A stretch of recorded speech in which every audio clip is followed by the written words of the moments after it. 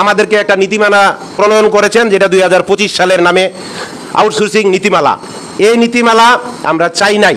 তারপরেও আমরা সরকারকে, বর্তমান সরকারকে ধন্যবাদ ও কৃতজ্ঞতা জানাচ্ছি যে ওনারা আমাদের কথাগুলো আমলে নিয়ে নতুনভাবে সংস্কার করে একটা নীতিমালা প্রণয়ন করেছেন।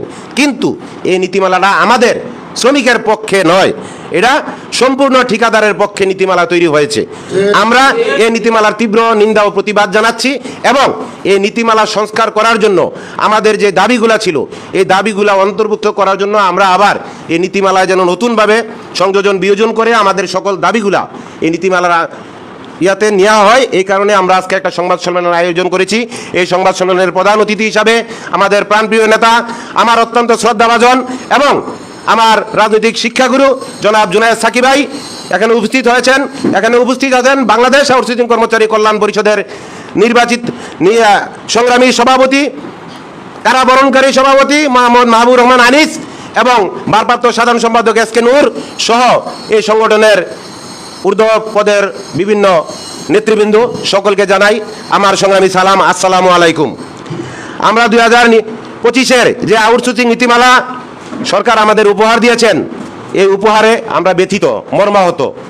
আমরা আরেকটু ভালো উপহার চেয়েছিলাম, কারণ এই বৈষম্য বিরোধী আন্দোলন যেহেতু এই দেশে হয়েছে, ফেসিবাদী সরকার যেহেতু এই দেশ থেকে উৎখাত হয়েছে, এই ফেসিবাদের সরকারের আমলের 2018 সালের যে নীতিমালা আমাদের আউটসোর্সিং দৈনিক মজুরি ভিত্তিক প্রকল্পে যারা নিয়োজিত আছেন তাদের কণ্ঠরুদ্ধ করে রাখা হয়েছিল, তাদেরকে একটা প্রেসারে রাখা হয়েছিল। এই নীতিমালা 25 নীতিমালা, সেই নীতিমালাকেই বাস্তবায়ন করেছেন। দুই একটা উপহার আমাদের দিয়েছেন। এই উপহারটা আমাদেরকে না দিলেও পারতেন। আমাদেরকে আমরা যে প্রাপ্য চাওয়া, আমাদের যে যৌক্তিক চাওয়া, সেই যৌক্তিক চাওয়ার আলোকে যদি নীতিমালাটা করতেন, তাহলে আমরা সমগ্র বাংলাদেশের 8 লক্ষ আউটসোর্সিং উপকৃত হতো এবং 8 লক্ষ আউটসোর্সিং মানে 50 লক্ষ ভোটার উপকৃত হতো। আপনারা যেহেতু এই দেশ চালাবেন, সামনে আপনাদের নির্বাচন করতে হবে, তাহলে আমরা কিন্তু এই দেশেরই ভোটার, এই দেশেরই নাগরিক, আমাদের ভোটটাও আপনাদের দরকার আছে।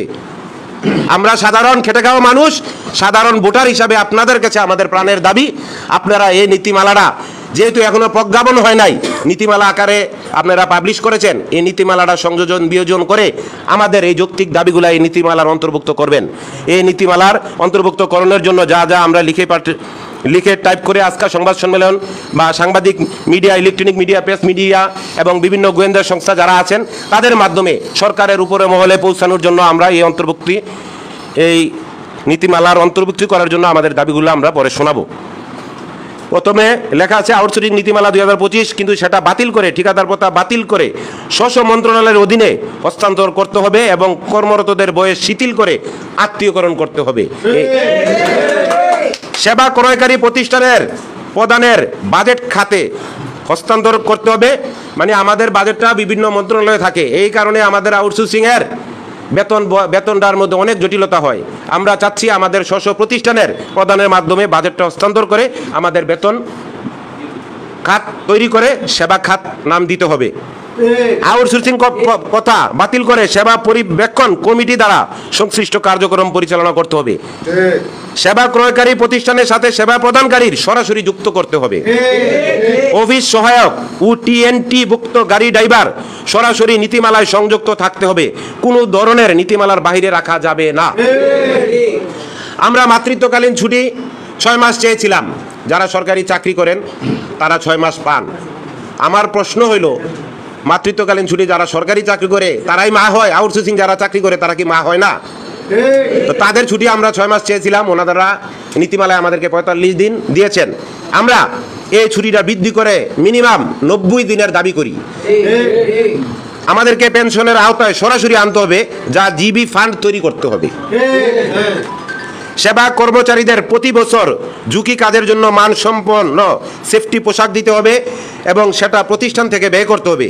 যদি কোনো সেবা কর্মচারী কর্মক্ষেত্রে কোনো দুর্ঘটনায় আহত হয়, তাৎক্ষণিক তাকে 10 লক্ষ টাকা ক্ষতিপূরণ দিতে হবে। আউটসোর্সিং কার্যক্রম পরিত্যক্ত তত্ত্বাবধায়ক আউটসোর্সিং সেবা কমিটি বাদ দিতে হবে। সেবা শুধু সেবা কমিটি গঠন হবে এবং সেটা অর্থ মন্ত্রণালয়, শ্রম মন্ত্রণালয় ও প্রতিষ্ঠান প্রদানের মাধ্যমে কমিটি গঠন করতে হবে। সেবা গ্রহণের সেবা কর্মীর কোনো চাকরি, এখন একটা নীতিমালা আসছে 2 বছর একটা চাকরির প্রক্রিয়া চলবে, মানে 2 বছরের জন্য ঠিকাদারের সাথে চুক্তি হবে। আমরা এই ঠিকাদার পদ চাই না, 2 বছর চাকরি চাই না। আমাদের চাকরির মেয়াদ, সরকারি চাকরি মেয়াদ যখন শুরু হয় ওই সাল থেকে সর্বশেষ পর্যন্ত মানে 60 বছর পর্যন্ত চাকরি করার নিশ্চয়তা আমাদেরকে দিতে হবে। সেবা কর্মীকে পরিবর্তন করে চাকরিচ্যুত করা যাবে না। তার যদি কোনো ধরনের অপরাধ থাকে তাহলে প্রতিষ্ঠান প্রধানের সুপারিশ প্রেক্ষিতে অন্য দপ্তর বা শাখায় তাকে হস্তান্তর করতে হবে। তদন্ত সাপেক্ষে প্রতিষ্ঠান পরিচালক কমিটি গঠন করে যতক্ষণ পর্যন্ত সে দোষী সাব্যস্ত না হবে ততক্ষণ পর্যন্ত তাকে এক জায়গা থেকে অন্য জায়গায় ট্রান্সফার করা যাবে না। ধন্যবাদ সকলকে। আরও কিছু আমাদের সংযোজন বিয়োজন আছেন, এগুলা আরেকজন পাঠ করবেন। ধন্যবাদ। সরকারি চাকরিজীবী কর্তৃক পরিচালিত মহার্ঘ ভাতা ও নবম পে স্কেল নিয়ে শতভাগ সঠিক তথ্য প্রকাশকারী একমাত্র ইউটিউব চ্যানেল এটি। সর্বশেষ সঠিক আপডেট তথ্য পেতে চ্যানেলটিতে লাইক, কমেন্ট ও সাবস্ক্রাইব করতে ভুলবেন না। ধন্যবাদ।